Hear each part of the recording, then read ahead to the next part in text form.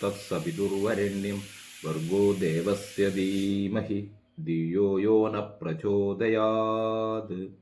ഓം ശാന്തി ശാന്തി ശാന്തി. യഥാ യഥാ ഹി ധർമ്മസ്യ ഗ്ലാനിർഭവതി ഭാരത അഭ്യുത്ഥാനമധർമ്മസ്യ തഥാത്മാനം സൃജാമ്യഹം. പരിത്രാണായ സാധൂനാം വിനാശായ ച ദുഷ്കൃതം ധർമ്മസംസ്ഥാപനാർത്ഥായ സംഭവാമി യുഗേ യുഗേ. ശ്രീ മഹാഗണപതിക്ക് വന്ദനം. സരസ്വതീ ദേവിക്കും ശ്രീ ഗുരുമഹാരാജനും പരദേവതക്കും ശ്രീ സീതാരാമചന്ദ്രനും വന്ദനം. പരമ്പൊരുളാം സദ്ഗുരു ശ്രീ സായീശ്വരന്റെ തൃപ്പാദങ്ങളിൽ പ്രേമഭക്തിപൂർവം അടിയന്റെ പ്രണാമം. നമ്മൾ ഇന്ന് സായിയുടെ 7-ാം അധ്യായം ആണ് നമ്മൾ ഇന്ന് പറഞ്ഞുകൊണ്ടിരിക്കുന്നത്. കരുണാനിധി എന്നാണ് അധ്യായത്തിന്റെ തലവാചകം. കരുണാനിധി, ശ്രീ സത്യസായി കരുണാനിധി ആണ് എന്ന് മനസ്സിലാക്കി തരുന്ന ഒരധ്യായമാണിത്. നമ്മൾ ഇന്നലെ പറഞ്ഞിരുന്നത് സായി വൈദ്യന്മാരുടെ വൈദ്യനായിരുന്നു. ആ ദർശനത്താൽ തന്നെ പലരുടെയും രോഗം അകന്നു. സ്പർശനത്താൽ പലർക്കും ആരോഗ്യം വീണ്ടുകിട്ടി. ദുർജനങ്ങൾ സന്മാർഗത്തിലൂടെ ചരിക്കാൻ തുടങ്ങി. ആ തൃപ്പാദത്തിൽ വിശ്വസിച്ച് പ്രണമിച്ച അന്ധന്മാർ കാഴ്ചയുമായി തിരിച്ചുപോയി. മുടന്തന്മാർ നന്നായി നടന്നു. ഈ ദിവ്യാനുഭവങ്ങൾ കാട്ടുതീ പോലെ പടർന്നു. അതോടെ ഷിർദിയിലേക്ക് ജനസഹസ്രങ്ങൾ കുത്തിയൊഴുകാനും തുടങ്ങി. ഇന്നലെ അവസാനമായി നമ്മൾ പറഞ്ഞു നിർത്തിയത് ആ ഭാഗത്താണ്. സായീശ്വരന്റെ ദിവസങ്ങൾ കഴിയുന്തോറും സായീശ്വരന്റെ മഹിമകൾ ദൂരം ദൂരം സ്ഥലത്തേക്ക് എത്തി വരുന്ന അദ്ദേഹത്തിന്റെ ജനങ്ങൾ ഷിർദിയിലേക്ക് ഒഴുകാൻ തുടങ്ങി. ഷിർദിയിൽ അനുദിനം ജനങ്ങൾ സായിയെ ദർശനത്താൽ പല ആവശ്യങ്ങൾക്കും സായിയെ കണ്ട് നേരിട്ട് പറയാനും മറ്റുമായി ജനങ്ങൾ വരികയും പോവുകയും ചെയ്തുകൊണ്ടിരിക്കുന്ന ഒരനുഭവമാണ് നമുക്കിപ്പോൾ കണ്ടുകൊണ്ടിരിക്കാൻ സാധിക്കുന്നത്. സായി വൈദ്യന്മാരുടെ വൈദ്യനായിരുന്നു.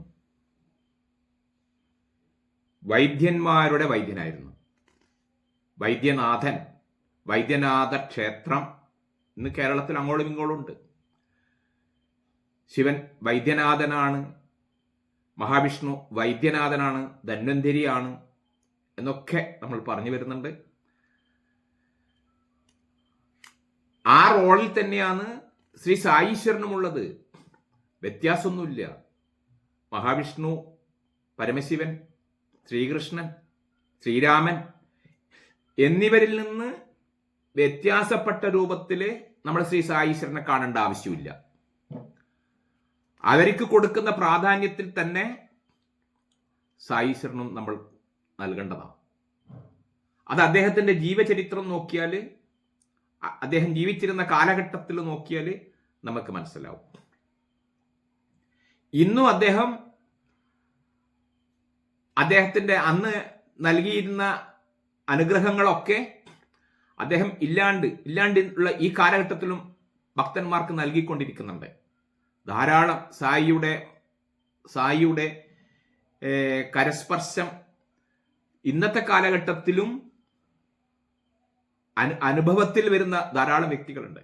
നമുക്കും അത് അനുഭവത്തിൽ വരുത്താൻ സാധിക്കും. സായി സച്ചരിതം നമ്മൾ മനസ്സിലാക്കുകയും ആ സച്ചരിതത്തിലുള്ള കാര്യങ്ങൾക്കനുസരിച്ച് നമ്മുടെ മാറ്റങ്ങൾ വരുത്തുകയും ഒക്കെ ചെയ്താൽ സായിയുടെ കരസ്പർശത്തിന്റെ അനുഭവം നമുക്ക് ഏവർക്കും ഉണ്ടായിരിക്കും. നമ്മൾ അറിയാണ്ട് എത്രത്തോളം നമ്മൾ അതിലേക്ക് മുഴുകുന്നോ അത്രത്തോളം നമുക്ക് ദൈവത്തിന്റെ കരസ്പർശം എങ്ങനെയാണ് എന്ന് നമുക്കാർക്കും മനസ്സിലാവില്ല. ഭഗവാന്റെ അദൃശ്യകരങ്ങൾ നമ്മളെ തലോടുന്ന വിവരം നമുക്ക് തന്നെ അറിയില്ല. ജീവിതത്തിൽ ഒരിക്കലും നടക്കില്ല എന്ന് വിചാരിച്ച കാര്യം നടക്കും. ജീവിതത്തിൽ നമ്മൾ ഒരിക്കലും നടക്കൂല എന്ന് വിചാരിച്ച കാര്യം നടക്കും. ഒരിക്കലും കിട്ടില്ല എന്ന് വിചാരിച്ച കാര്യം നമുക്ക് കിട്ടിയിട്ടുണ്ടാവും, നമുക്ക് അനുഭവത്തിൽ കിട്ടിയിട്ടുണ്ടാവും. നമ്മൾ അതിന്റെ കാരണത്തിനെ കുറിച്ച് അറിയുന്നില്ല. നമ്മളെ ഈശ്വര നാമജപം, ഈശ്വര കീർത്തന ആലാപം, മറ്റുള്ളവർക്ക് ചെയ്യുന്ന സഹായ സഹകരണം, ഈശ്വര നാമത്തിൽ കൂടി ചെയ്യുന്ന സഹായ സഹകരണങ്ങൾ, ഇവയൊക്കെ നമുക്ക് നമ്മളെ ഈശ്വരന്റെ കരസ്പർശം നമ്മളിൽ ലഭിക്കാൻ ഇടയാക്കുന്ന കാര്യങ്ങളാണ്. നമ്മൾ അറിയുന്നുണ്ടാവില്ല എന്ന് മാത്രമേ ഉള്ളൂ. നടക്കാത്ത കാര്യങ്ങൾ നമ്മുടെ ജീവിതത്തിൽ നടന്നിട്ടുണ്ടാവും. കിട്ടില്ല എന്ന് വിചാരിച്ച സംഗതി നമുക്ക് കിട്ടിയിട്ടുണ്ടാവും. ഒരിക്കലും അവിടെ എത്തിച്ചേരാൻ കഴിയൂല എന്ന് പറയുന്ന സ്ഥലത്ത് നമ്മൾ എത്തിച്ചേർന്നിട്ടുണ്ടാവും. സ്വപ്നത്തിൽ പോലും വിചാരിക്കാത്ത കാര്യങ്ങൾ നമ്മുടെ ജീവിതത്തിൽ വന്നു ചേരാറുണ്ട്. സ്വപ്നത്തിൽ പോലും നമ്മൾ സംഭവിക്കൂല എന്ന് വിചാരിച്ച കാര്യങ്ങൾ നമുക്ക് സംഭവിച്ചതായിട്ട് നമ്മളെ ജീവിതത്തിൽ നമുക്ക് കാണാൻ സാധിക്കും. ഇതെല്ലാം എങ്ങനെയാണ് നടക്കുന്നത്? ഇതെല്ലാം നമ്മൾ ചെയ്യുന്ന നാമജപത്തിൻ്റെയും ഈശ്വര കീർത്തനത്തിൻ്റെയും നമ്മൾ ചെയ്യുന്ന പുണ്യപ്രവർത്തനത്തിൻ്റെയും മറ്റുമാണ് ഈ കാര്യങ്ങളൊക്കെ നമുക്ക് നടന്നു കാണുന്നത്. അപ്പൊ സായി സച്ചരിതം, ഹേമന്ത് പാന്ത് നമുക്ക് വിവരിച്ചു തരുന്ന ഈ സായി സച്ചരിതം നമ്മൾ നല്ലതുപോലെ കേൾക്കുകയും സായി സച്ചരിതം നമ്മൾ വാങ്ങിച്ച് വായിക്കുകയും ഒക്കെ ചെയ്യുമ്പോൾ ഇങ്ങനെയുള്ള ധാരാളം അനുഭവങ്ങൾ നമുക്ക് അനുഭവിച്ചറിയാൻ സാധിക്കും. അപ്പൊ സായീശ്വരൻ വൈദ്യന്മാരുടെ വൈദ്യനാഥൻ, വൈദ്യന്മാരുടെ വൈദ്യനാണ് എന്നാണ് പറയുന്നത്. അതെങ്ങനെയാ നമുക്ക് മനസ്സിലാക്കണ്ടേ? ഒരിക്കൽ ഒരു ഭക്തന്റെ നേത്രങ്ങൾക്ക് അസുഖം ബാധിച്ചു. കൃഷ്ണമണിക്ക് രക്തനിറം, കണ്ണിലെ കൃഷ്ണമണിക്ക് രക്തനിറം. ഷിർദിയിൽ ഒരൊറ്റ വൈദ്യനുമില്ല. ശുദ്ധമനസ്കരായ ഗ്രാമീണർ രോഗിയെ ബാബയെ കാണിച്ചു. ആ സമയത്ത് ഷിർദിയിൽ കാണിക്കാൻ പറ്റിയ ഡോക്ടർമാരും അല്ലെങ്കിൽ വൈദ്യന്മാരും ഉണ്ടായിരുന്നില്ല. ജനങ്ങൾ വിചാരിച്ച ഏതായാലും സായീശ്വരനെ ഒന്ന് കാണിക്കാം. അങ്ങനെ സായീശ്വരനെ കാണിച്ചു. ബാബ ചേർക്കുരു ചതച്ച് ഉരുളയാക്കി രോഗിയുടെ മിഴികളിൽ വെച്ച് തുണി കൊണ്ട് മൂടിക്കെട്ടി ബാബേന്റെ അടുക്ക കൊണ്ടുവന്നു. കൃഷ്ണമണിക്ക് രക്തനിറം ബാധിച്ച ആളെ ബാബ എന്ത് ചെയ്തു? ചേർക്കുരു കൊണ്ടുവന്ന് അത് ചതച്ചരച്ച് ഉരുളയാക്കി കണ്ണിന്റെ പോളേന്റെ മുകളിൽ വെച്ച് ഒരു തുണി കൊണ്ട് കെട്ടിക്കൊടുത്തു. പിറ്റേ ദിവസം ബാബ കെട്ടടിച്ചു മാറ്റി നേത്രങ്ങളിൽ ജലധാരയായി ഒഴിച്ചു. നേത്രങ്ങളിൽ കുറേ വെള്ളം ഒഴിച്ചു. ഇപ്പോൾ നീർക്കെട്ട് കുറഞ്ഞിരിക്കുന്നു. കൃഷ്ണമണികൾ സാധാരണ പോലെയായി. നേത്രരോഗത്തിന് ഇങ്ങനെ ഒരു ചികിത്സയോ ആരും കേട്ടിട്ട് പോലുമില്ല. പക്ഷെ അസുഖം ഭേദമായി എന്നത് ഒരു സത്യവും. അതാണ് ഋഷീശ്വരന്മാരുടെ വഴി വേറെയാണ്. നമുക്കതറിയില്ല. നമുക്കത് മനസ്സിലാക്കാൻ പറ്റില്ല, അനുഭവിച്ചറിയാനേ പറ്റൂ.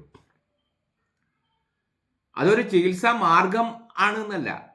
ആ സമയത്ത് സായീശ്വരന് തോന്നിയ ഒരു കാര്യം അദ്ദേഹം അപ്പാട് പ്രാവർത്തികമാക്കി. ചേർക്കുരു കൊണ്ടെന്ന് അരച്ച് ഉരുളയാക്കിയിട്ട് കൺപോളേന്റെ മേലെ വെച്ച് ഒരു തുണി കൊണ്ട് കെട്ടിക്കൊടുത്തു. പിറ്റേ ദിവസം വരാൻ വേണ്ടി പറഞ്ഞു. പിറ്റേ ദിവസം ബാബ തന്നെ കെട്ടഴിച്ചു. കണ്ണിൽ കുറേ വെള്ളം ധാരധാരയായി ഒഴുക്കി. ഇപ്പോൾ ആ രക്തനിറം പോയി കിട്ടി. മാത്രമല്ല കണ്ണിന്റെ നീരും കുറഞ്ഞ നേരം നല്ല ആശ്വാസവും കിട്ടി. അതോ അദ്ദേഹം വൈദ്യന്മാരുടെ വൈദ്യനാണ് എന്ന് പറയാൻ കാരണമായ ഒരു സംഗതിയാണ്. യോഗേശ്വരനായിരുന്നു സായീശ്വരൻ. ഹഠയോഗം അവിടത്തേക്ക് നന്നായി അറിയാം. വിസ്മയവഹമാണ് അവിടുത്തെ യോഗക്രിയകൾ. ചിലപ്പോൾ കുളി കഴിഞ്ഞ് തന്റെ കുടൽമാലകൾ വായിലൂടെ പുറത്തെടുക്കും. സായീശ്വരന്റെ ഒരു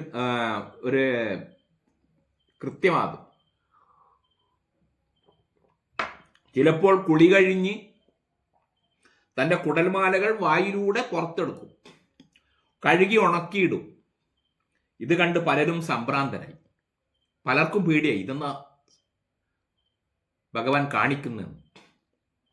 മറ്റൊരു യോഗക്രിയയായ കണ്ഠയോഗം ബാബക്കും വശമായിരുന്നു. ഇതിൻ പ്രകാരം സ്വന്തം ശരീരാവയവങ്ങൾ ശരീരത്തിൽ നിന്ന് പിഴുതെടുക്കും. ശരീരത്തിലുള്ള ഉള്ളിലുള്ള ഓരോരോ അവയവവും പുറത്തെടുക്കും ബാബ. എന്നിട്ട് അത് വേർത്തിട്ട് ഉണക്കും. ആദ്യം പഴയ പോലെ അത് വെക്കും. കണ്ഠയോഗം യോഗയിലുള്ള ഒരു വലിയ യോഗ നടത്തുന്ന ആൾക്കാർക്ക് പറ്റുന്ന ഒരു കാര്യമാണ്.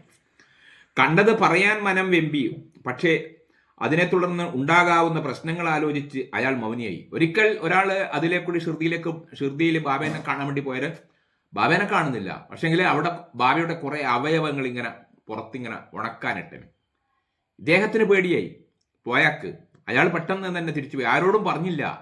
പറഞ്ഞിട്ടുണ്ടെങ്കിൽ എന്തെങ്കിലും പ്രശ്നമാവെന്ന് വിചാരിച്ചിട്ട് ഇദ്ദേഹം ആരോടും പറഞ്ഞില്ല. പിറ്റേ ദിവസം മനോധൈര്യം സംഭരിച്ച് അയാൾ മസ്ജിദിൽ ചെന്നു.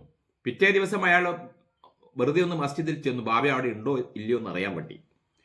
അത്യത്ഭുതം, ബാബ പൂർണ്ണകായത്തോടെ ആനന്ദവാനായി തേജോരൂപനായിരിക്കുന്നു. പഴയ പോലെ തന്നെ ബാബ തേജോരൂപനായിരിക്കുന്നു. താൻ ഇന്നലെ കണ്ടതോ ഇന്ന് കണ്ടുകൊണ്ടിരിക്കുന്നതോ ഏതാണ് സ്വപ്നം എന്ന സംശയത്തിലായി അയാൾ. ഇന്നലെ വരുമ്പോൾ അന്നേരം കണ്ട സായിനെ കാണുന്നില്ല. സായിയുടെ അവയവങ്ങൾ മുഴുവൻ പുറത്ത് വേൽത്തിങ്ങനെ ഉണക്കാനിട്ടിരിക്കുന്നു. കണ്ടിട്ട് പരിഭ്രമമായി അദ്ദേഹം പെട്ടെന്ന് അവിടെ നിന്ന് സ്ഥലം വിട്ടു. ആരോടും പറഞ്ഞതുമില്ല. പറഞ്ഞിട്ടുണ്ടെങ്കിൽ വല്ല പ്രശ്നവുമാവോ എന്ന് വിചാരിച്ചിട്ട്. പിറ്റേ ദിവസം പരിഭ്രാന്തിയോടുകൂടി അദ്ദേഹം വീണ്ടും മസ്ജിദിൽ ചെന്നു നോക്കുമ്പോൾ ബാബ തേജോരൂപനായി അവിടെ ഇരിക്കുന്നു. 1910 ദീപാവലി കാലം ധൂനിക്ക് മുന്നിൽ ബാബ ഭക്തന്മാരെ ദർശനം കൊണ്ടും അമൃതഭാഷണങ്ങൾ കൊണ്ടും ആനന്ദിപ്പിക്കുന്നു. ഇടക്കിടക്ക് ധൂനിയിലേക്ക് വിറകുകൾ ഇട്ടുകൊടുക്കുന്നു. അഗ്നി കത്തിക്കയറുകയാണ്. ഒരിക്കലും ദീപാവലി നാള് ബാബനെ കാണാൻ വിശേഷ ദിവസമാണല്ലോ, കൂടുതൽ ആൾക്കാർ പോവല്ലോ. ബാബക്ക് ചുറ്റും ഇരുന്നു ബാബ കീർത്തനങ്ങൾ ആലപിക്കുന്നു, ബാബ കഥകൾ പറഞ്ഞു കൊടുക്കുന്നു. എല്ലാം കേട്ടിട്ട് ഭക്തന്മാർ സായിക്ക് ചുറ്റും ഇങ്ങനെ ഇരുന്നു. ബാബ അവിടെ മുന്നിൽ തീ ഇട്ടിട്ടുണ്ട്. ആ തീയിൽ നിന്ന് അഗ്നി ജ്വലിക്കുന്നുണ്ട്. ബാബ വിറകുകൾ എടുത്ത് അതിലേക്ക് എറിഞ്ഞുകൊണ്ടേയിരിക്കുന്നു. പൊടുന്നനെ അത് സംഭവിച്ചു. സായീശ്വരൻ തന്റെ തൃക്കരം പൊടുന്നനെ പെട്ടെന്ന് സായീശ്വരൻ ആൾക്കാർ ചുറ്റും കൂടിയിരിക്കുന്നുണ്ട്. സായീശ്വരൻ തന്റെ തൃക്കരം ആളുന്ന അഗ്നിയിൽ നീട്ടി. കത്തിക്കൊണ്ടിരിക്കുന്ന അഗ്നിയിൽ അദ്ദേഹത്തിന്റെ കൈ നീട്ടി. അഗ്നിന്റെ ഉള്ളില് കൈ നീട്ടിപ്പിടിച്ചു. ഭക്തന്മാർ അത് കണ്ട് ഞെട്ടിപ്പോയി. മാധവറാവു ദേശ്പാണ്ഡെ വേഗം ബാബയുടെ പുറകിൽ ചെന്ന് അരക്കെട്ടിൽ പിടിച്ച് വലിച്ചു മാറ്റി. മാധവറാവു ദേശ്പാണ്ഡെ അദ്ദേഹത്തിന്റെ ഭക്തൻ, അവിടെ കൂടിയിരുന്ന ഭക്തന്മാരിൽ ഒരാൾ. അദ്ദേഹം എന്ത് ചെയ്തു, പെട്ടെന്ന് ബാബേന്റെ അരക്കെട്ടിൽ ചുറ്റിപ്പിടിച്ച് ബാബേന്റെ ഇങ്ങോട്ടേക്ക് പിടിച്ചു മാറ്റി. കാരണം ബാബേന്റെ കൈ തീയിലാവുള്ള. യോ ബാബ എന്താണിത്? ആ ചോദ്യം സായീശ്വരനെ ബാഹ്യബോധത്തിലേക്ക് കൊണ്ടുപോകും. കുറച്ചു സമയം ബാബ ബാഹ്യബോധം ഇല്ലാണ്ട് ആത്മബോധത്തിൽ ഇങ്ങനെ ഇരിക്കുകയായിരുന്നു. ശ്യാമ, കരുണാമയ്യായ സായിമാത പറഞ്ഞു, നിനക്കറിയുമോ, ഒരു കുഞ്ഞ് അതിന്റെ അമ്മയുടെ ശ്രദ്ധയിൽപ്പെടാതെ ഉലയിലെ തീയിൽ വീണു. എവിടെയോ അതിൻ്റെ അടുത്തോ മറ്റോ ഒരു കുഞ്ഞ് തീയിൽ വീണു. ഞാൻ പൊക്കിയെടുക്കാൻ വൈകിയിരുന്നെങ്കിൽ കുഞ്ഞൊരു കരിക്കട്ടയായി തീരുമായിരുന്നു. അവിടെ അടുത്തുള്ള ഏതോ ഒരു സ്ഥലത്ത് ഒരു കുഞ്ഞ് തീയിൽ വീണു. ബാബ പറയുന്നത്, ഞാൻ തീയിലിപ്പം എൻ്റെ കൈ നീട്ടിയിട്ടില്ലേ, ഞാൻ എന്താ ചെയ്തുകൊണ്ട് ആ കുഞ്ഞിനെ തീയിൽ നിന്ന് എടുത്തിങ്ങനെ പുറത്ത് വെക്കുകയായിരുന്നു. കരിക്കട്ടയായി പോകുന്നില്ലെങ്കിൽ എൻ്റെ കൈ പൊള്ളിയാലും സാരമില്ല, കുഞ്ഞിനെ രക്ഷിക്കാനായല്ലോ എനിക്ക് സന്തോഷമായി. അവർക്ക് ചുറ്റും കൂടിയിരുന്ന ആൾക്കാർക്ക് കാര്യങ്ങളൊന്നും മനസ്സിലായില്ല.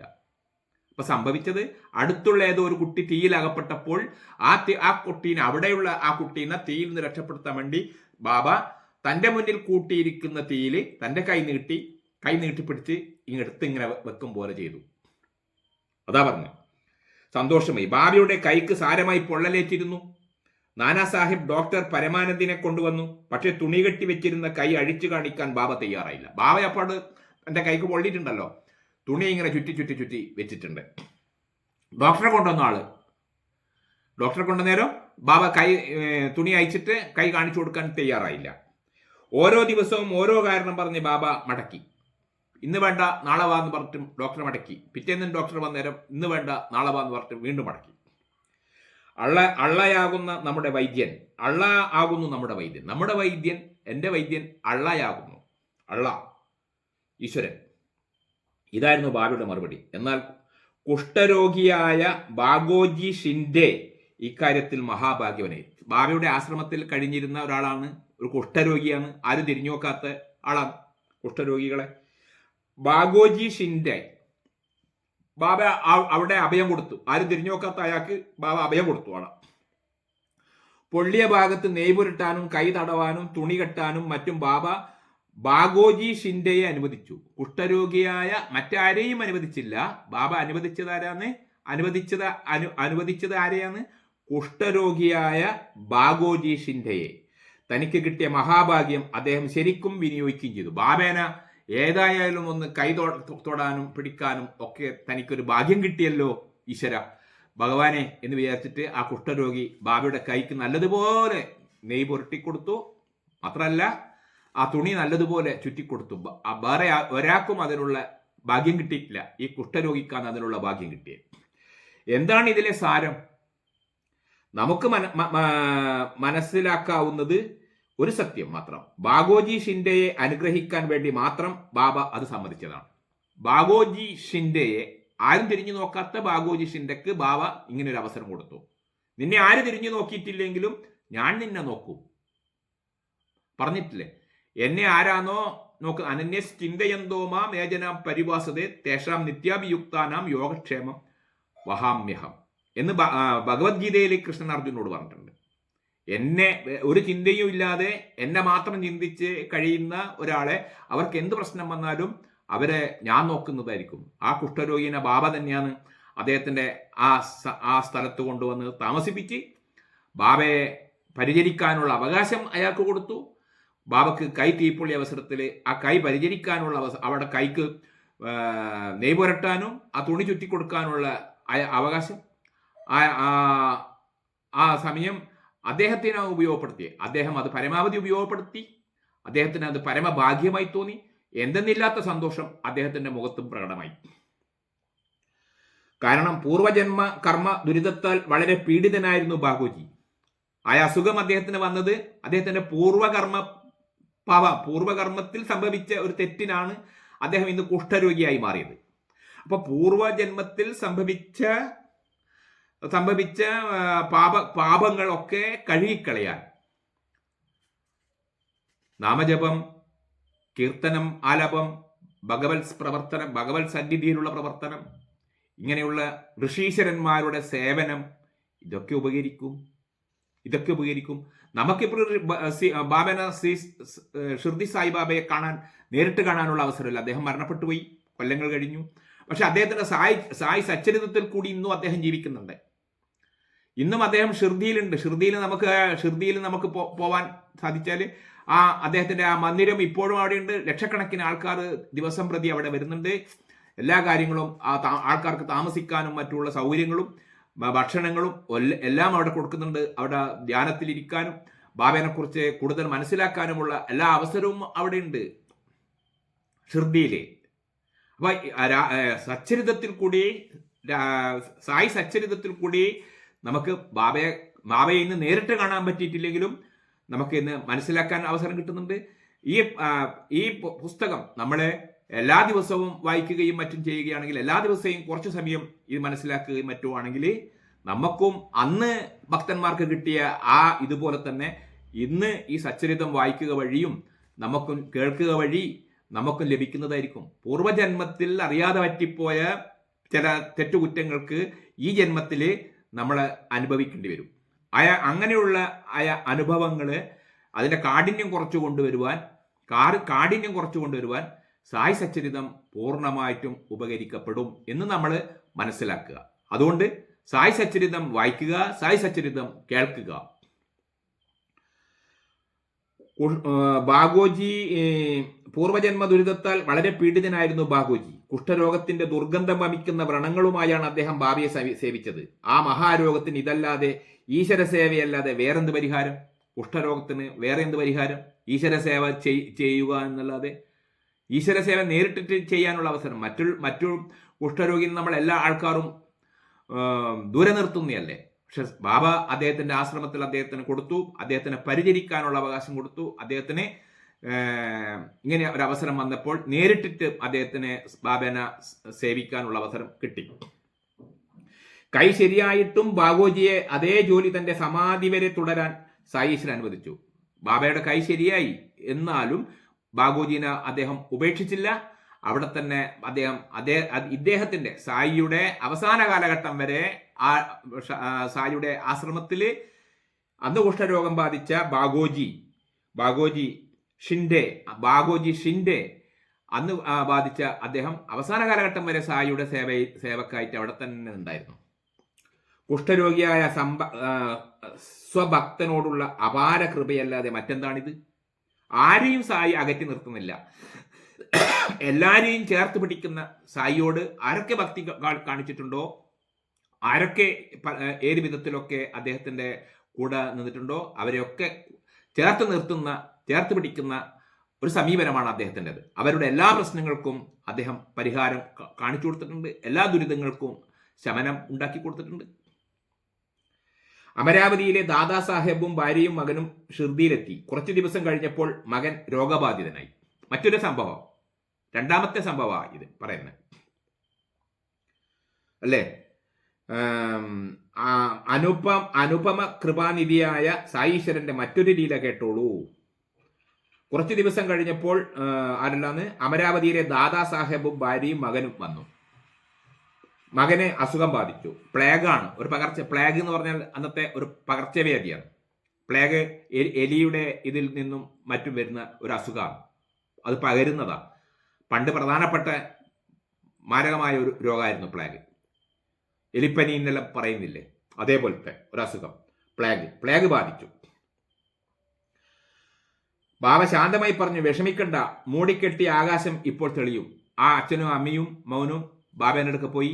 ബാബ പറഞ്ഞു, പേടിക്കണ്ട, മൂടിക്കെട്ടിയ ഈ അവസ്ഥയെല്ലാം മാറിക്കിട്ടും, ഒന്നും വിഷമിക്കണ്ട, എല്ലാം ശരിയാകും. അതിനുശേഷം വസ്ത്രമുയർത്തി തിരുശരീരത്തിൽ കോഴിമുട്ടയുടെ വലിപ്പത്തിൽ പ്ലേഗിന്റെ 4 മുഴകൾ ആ കുട്ടിയുടെ ശരീരത്തിൽ ഉണ്ടായിരുന്നു. ബാബ തുടർന്നു, കണ്ടില്ലേ, ഭക്തന്മാർക്കായി ഞാൻ എന്തൊക്കെ സഹിക്കുന്നു. ഋഷീശ്വരന്മാർ ദയാസിന്ധുവാണ്. അവർ ഭക്തന്മാരുടെ ദുരിതങ്ങൾ സ്വയം ഏറ്റെടുക്കുന്നു.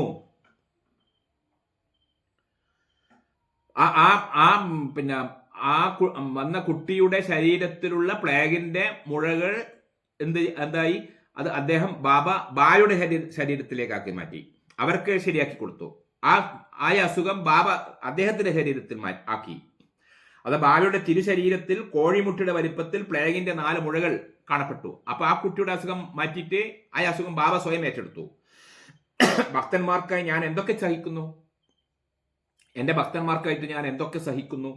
ഋഷീശ്വരന്മാർ ദയാസിന്ധുവാണ്. അവർ ഭക്തന്മാരുടെ ദുരിതങ്ങൾ സ്വയം ഏറ്റെടുക്കുന്നു. വെണ്ണയേക്കാൾ മൃദുവാണ് അവരുടെ മാനസം. ഏറ്റവും മൃദുവായ സാധനം ഏതാന്ന് ചോദിച്ചാൽ വെണ്ണയേക്കാൾ മൃദുവാണ് ഋഷീശ്വരന്മാരുടെ മാനസം. ഋഷീശ്വരന്മാരുടെ മനസ്സ് എന്ന് പറഞ്ഞാൽ വെണ്ണയേക്കാൾ മൃദുവാണ്. വെണ്ണ താപമേറ്റാലേ ഉരുകൂ. വെണ്ണ ഉരുകണ്ടിക്കൽ ചൂട് വേണം, ചൂട് പിടിപ്പിക്കണം. ഋഷിയുടെ ഹൃദയം അന്യരുടെ താപം കേട്ടാൽ മതി ഉരുകാൻ. ഋഷീശ്വരന്മാർ മറ്റുള്ള ആൾക്കാരുടെ ദുരിതങ്ങൾ കേട്ടാൽ, മറ്റുള്ള ആൾക്കാരുടെ വിഷമങ്ങൾ കേട്ടാൽ ഋഷീശ്വരന്മാരുടെ മനസ്സ് വേഗം ഉരുകും. വെണ്ണ ഉരുകുന്നതിനേക്കാളും വേഗത്തിൽ ഉരുകും. അപ്പം വെണ്ണേനേക്കാൾ മൃദുവാണ് ഋഷീശ്വരന്മാരുടെ മാനസം. സായീശ്വരന്റെ മറ്റൊരു ലീല കേൾക്കൂ. വേറൊരു സായീശ്വരന്റെ സംഭവം കേൾക്കൂ. മഹാഭക്തനായ നാനാ സാഹിബിന് പന്തർപുരിയിലേക്ക് സ്ഥലമാറ്റം കിട്ടി. ബാബയുടെ മഹാഭക്തനാണ് നാനാ സാഹിബ്. പന്തർപുരിയിലേക്ക്, ഈ ഷിർദിക്ക് അടുത്തുള്ള ഒരു സ്ഥലമാറ്റം കിട്ടി. അതൊരു മഹാഭാഗ്യമായി അദ്ദേഹം കരുതി. കുടുംബവുമായി ഷിർദിയിലേക്ക് പോകാൻ നാനാ തീരുമാനിച്ചു. സ്ഥലമാറ്റം കിട്ടിയപ്പോൾ ഷിർദിയിലേക്ക് ബാബേനെ പോയി കാണാൻ തീരുമാനിച്ചു. യാത്ര പെട്ടെന്നായിരുന്നതിനാൽ ഷിർദിയിൽ ആരെയും വിവരം അറിയിച്ചിട്ടില്ല. പെട്ടെന്ന് ബാബേനെയൊന്നും അറിയിക്കാണ്ടാണ് മഹാരാഷ്ട്രയിൽ നിന്ന് നാനാ സാഹിബ് പന്തർപൂരിലേക്ക് പോകാൻ വേണ്ടി ഷിർദിയിലെത്തിയത്. ഷിർദിയിലുള്ള ആരും അറിയില്ല ഇദ്ദേഹം വരുന്ന വിവരം. യാത്ര പെട്ടെന്നായിരുന്നതിനാൽ ഷിർദിയിൽ ആരെയും വിവരം അറിയിക്കാൻ സാധിച്ചില്ല. തന്റെ വിടലായ സായീശ്വരനെ ദർശിച്ച ശേഷം പണ്ടൽപൂരിലേക്ക് പോകാനായിരുന്നു നാനോട് തീരുമാനം. ട്രാൻസ്ഫർ കിട്ടിയ സ്ഥലത്തേക്ക് പോകുന്നതിന് മുമ്പിൽ ബാബേനെ പോയി കാണാം, ഷിർദിയിൽ പോയി ബാബേനെ കാണാം, ബാബേനെ പോയി കണ്ടതിന് ശേഷം ട്രാൻസ്ഫർ കിട്ടിയ സ്ഥലം പണ്ഡർപൂരിലേക്ക് പോവാം എന്ന് അദ്ദേഹം വിചാരിച്ചു. അങ്ങനെ ഷിർദിയിൽ പോയി. പക്ഷെ ബാബയോട് പറഞ്ഞിട്ടൊന്നും ഉണ്ടായിരുന്നില്ല, ഞാൻ വരുന്നുണ്ട് ബാബേനെ കാണാൻ വേണ്ടിയിട്ടെന്ന്. ബാബ അവിടെ ഇല്ലേ എന്നൊന്നും അദ്ദേഹം അന്വേഷിച്ചിട്ടില്ല. എല്ലാം അറിയുന്ന സായീശ്വരൻ അതറിഞ്ഞു. പക്ഷെങ്കിൽ സായീശ്വരൻ അറിഞ്ഞു തൻ്റെ ഒരു ഭക്തൻ തന്നെ കാണാൻ വേണ്ടി വരുന്നുണ്ട് എന്ന്. തൻ്റെ ഒരു ഭക്തൻ തന്നെ കാണാൻ വേണ്ടി വരുന്നുണ്ട് എന്ന് ബാബ ഷിർദിയിലിരുന്ന ബാബ അറിഞ്ഞു. കുറച്ചകലെയുള്ള നിമഗ്ഗാവോണിൽ നാന എത്തിയപ്പോഴേക്കും ഷിർദിയിലെ മസ്ജിദിൽ രസകരമായ ഒരു അത്ഭുതമുണ്ടായി. അദ്ദേഹം ഷിർദിയിൽ എത്താനായി. അപ്പോൾ ഒരു അത്ഭുതം ഉണ്ടായി. ആ സമയം ബാബ മാനസപതി, അപ്പാഷിന്റെ, കാശിറാം എന്നീ ഭക്തന്മാരോട് സംസാരിക്കുകയായിരുന്നു. ബാബ അന്നേരം അദ്ദേഹത്തിന് ചുറ്റുമുള്ള 2-3 ഭക്തന്മാരോട് സംസാരിച്ചുകൊണ്ടിരിക്കുകയായിരുന്നു. പെട്ടെന്ന് സായിശ്വരം പറഞ്ഞു, ഹാവു, പന്തരിയുടെ നട തുറന്നിരിക്കുന്നു, നമുക്ക് 4 പേർക്കും കൂടി ഒരുമിച്ച് ഭജന പാടാം. ആവോ, നമ്മളെല്ലാവരും ഇനി വർത്തമാനം പറയണ്ട, നമുക്ക് പന്തരിയുടെ നട തുറന്നിരിക്കുന്നു, നമുക്ക് 4 പേർക്കും കൂടി ഭജന പാടാമെന്ന് പറഞ്ഞ് ബാബ പാടിക്കൊടുത്ത് മറ്റുള്ളവർ ഏറ്റുപാടി. കാലസ്വരൂപനായ സായീശ്വരൻ നാനാ മസ്ജിദിനോട് അടുക്കുംതോറും ഭജന ഉച്ചത്തിലും ഉത്സാഹത്തിലുമാക്കി. നാനാ സാഹിബ് ബാബേനെ കാണാൻ വേണ്ടി വരുന്നുണ്ട്. ബാബ ഇവിടെ എന്ത് ചെയ്യുന്നു? ബാബ അത് മനസ്സിലാക്കി. ബാബ അത് ആരോടും പറഞ്ഞില്ല. ബാബ എന്ത് ചെയ്തു? ഭജന പാടി. അദ്ദേഹത്തിന്റെ കൂടെ ഉണ്ടായിരുന്ന അന്നേരം ഉള്ള 4-5 ഭക്തന്മാർ അത് ഏറ്റുപാടി. അപ്പോഴേക്കും നാന വന്ന് നമസ്കരിച്ചു. നാനാ സാഹിബ് അപ്പോഴേക്കും വന്ന് നമസ്കരിച്ചു. സ്വാമി, ഞങ്ങൾ പണ്ഡരീപുരിലേക്ക് പോകുന്നു, അവിടുന്ന് ഞങ്ങൾക്കൊപ്പം ഉണ്ടാകണേ. നാനയുടെ അപേക്ഷ കേട്ടപ്പോൾ ഭക്തജനങ്ങൾ വിസ്മയത്തോടെ പറഞ്ഞു, നാന, ഈ ക്ഷണത്തിന്റെ ആവശ്യമേ ഇല്ല. ബാബ നിങ്ങൾ ക്ഷണിക്കാതെ തന്നെ അവിടെ പോകാനാണ് ഇപ്പോൾ അരുളിയതേ ഉള്ളൂ. ബാബക്കത് നേരത്തെ മനസ്സിലായി. നിങ്ങൾ വരുന്ന വിവരം ബാബക്ക് നേരത്തെ മനസ്സിലായിനെ. നിങ്ങളെ സ്വീകരിക്കാൻ വേണ്ടിയിട്ടുള്ള ഒരുക്കമാണ് നമ്മൾ ഈ ഭജന പാടുന്നത്. നിങ്ങളെ സ്വീകരിക്കാൻ വേണ്ടിയിട്ടാണ്. നിറമിഴികളോടെ നാനാ അവതാര പുരുഷന്റെ തൃപ്പാദങ്ങളിൽ മുഖമവർത്തി വിഭു തൃക്കൈകളിൽ ഉതി നൽകി അനുഗ്രഹിച്ചു. ആ ഉതി ഭസ്മം കൊടുത്തിട്ട് അനുഗ്രഹിച്ചു. സായീശ്വരന്റെ ലീലകൾക്ക് അവസാനമില്ല. ഇവിടെ തൽക്കാലം നിർത്തട്ടെ. സർവവ്യാപിയായ സായീശ്വരൻ എല്ലാം അറിയുന്നു. മനുഷ്യനായി ജന്മം കിട്ടിയത് മഹാഭാഗ്യമാണ്. പക്ഷെ നാം അതറിയുന്നുണ്ടോ? ഈ ജന്മത്തിന്റെ പ്രാധാന്യം തിരിച്ചറിഞ്ഞില്ലെങ്കിൽ അത് മഹാപരാധമായിരിക്കും. ഈ ജന്മത്തിലെ നമുക്ക് കിട്ടിയ ഈ ജന്മത്തിലെ നമ്മുടെ സായീശ്വരന്റെ മഹിമകൾ അറിഞ്ഞിട്ടില്ലെങ്കിൽ അത് മഹാ അപരാധമായിരിക്കും. അടുത്ത അധ്യായത്തിൽ നമുക്കത് വീണ്ടും ചർച്ച ചെയ്യാം. സായിയുടെ ആ ജന്മത്തിന്റെ പ്രാധാന്യത്തിനെ കുറിച്ചിട്ടുള്ള മഹത്തായ കാര്യം. ഇതെല്ലാം മഹത്വം തന്നെ. ഓരോരോ അധ്യായം വരുമ്പോൾ അതും മഹത്തരം തന്നെ. നമുക്ക് അടുത്ത അധ്യായത്തിലേക്ക് കടക്കാം. ഇന്ന് നമുക്ക് ഇവിടെ നിർത്താം. സായീശ്വരന്റെ ഈ 7ാമത്തെ അധ്യായം നമുക്ക് ഇന്നിവിടെ നിർത്താം. എല്ലാ ആൾക്കാരോടും പ്രത്യേകം പറഞ്ഞുകൊള്ളുന്നു, ഒരൊറ്റ അധ്യായം മുടക്കാതെ നിങ്ങൾ കേൾക്കണം. പഴയ അധ്യായങ്ങൾ കേട്ടിട്ടില്ലെങ്കിൽ ഗ്രൂപ്പിൽ നിന്ന് നമ്മളെ ഈ വീഡിയോയിൽ നിന്ന് അത് സെലക്ട് ചെയ്തെടുത്ത് കേൾക്കണം. പിന്നെ മറ്റൊന്ന്, എല്ലാ ആൾക്കാരും ലൈക്ക് ചെയ്യണം. അതുപോലെ തന്നെ മറ്റുള്ള ആൾക്കാർക്ക് ഷെയർ ചെയ്യണം. മറ്റുള്ള നമ്മുടെ ഭക്തിയുള്ള ആൾക്കാർക്ക്, സായീശ്വരനെ കുറിച്ച് അറിയാൻ താല്പര്യമുള്ള ആൾക്കാർക്ക് ഷെയർ ചെയ്യുക. അവരെയും കൂടി ഈ ഇതിലേക്ക് കൊണ്ടുവരണം എന്ന ഒരു കാര്യം നിങ്ങളോട് അപേക്ഷിക്കുന്നത്. സബ്സ്ക്രൈബ് ചെയ്യാത്ത ആൾക്കാർ സബ്സ്ക്രൈബ് ചെയ്യണം എന്ന് മാത്രം പറഞ്ഞുകൊണ്ട് ഇന്നത്തെ ഈ സായി സച്ചരിതം നമുക്കിന്ന് ഇവിടെ നിർത്താം. എല്ലാ ആൾക്കാർക്കും ഓം ശ്രീ സായീശ്വരായ നമ. നമ്മൾ ദിവസവും സായീശ്വരൻ്റെ ജപം നമ്മളെ പറയുക. നാളെ സായിൻ്റെ ഒരു ഗായത്രി ഞാൻ നിങ്ങളെ മുമ്പിൽ അവതരിപ്പിക്കുന്നതായിരിക്കും. നിങ്ങൾ എല്ലാ ആൾക്കാരും ആ ഗായത്രി മന്ത്രം ദിവസേന ചൊല്ലണം. നാളെ കേട്ട് കഴിഞ്ഞതിന് ശേഷം ആ വരികൾ നിങ്ങൾ ഓർമ്മിച്ച് വെക്കുക. എന്നിട്ട് ദിവസേന ഒരു 21 പ്രാവശ്യമെങ്കിലും ആ സായിയുടെ ഗായത്രി മന്ത്രം ചൊല്ലണം. അത് നാളെ ഞാൻ നിങ്ങളോട് പറയുന്നതായിരിക്കും. എല്ലാ ആൾക്കാർക്കും നമസ്കാരം.